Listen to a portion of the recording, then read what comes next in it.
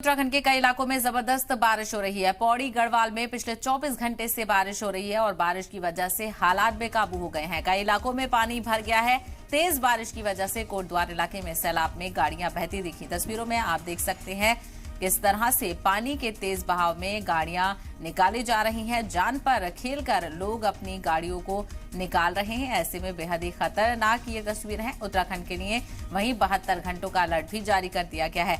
बहुत तेज बारिश का अलर्ट जारी किया गया है। कई जिलों में ऑरेंज अलर्ट है। 23 और 24 अगस्त के लिए बारिश का रेड अलर्ट जारी किया गया है। पहाड़ों पर लगातार बारिश से नदियों का वाटर लेवल बढ़ रहा है। तो मुश्किलात में इस वक्त उत्तराखंड के लोग लगातार बारिश की वजह से शदीद परेशानियों का सामना करना पड़ रहा है।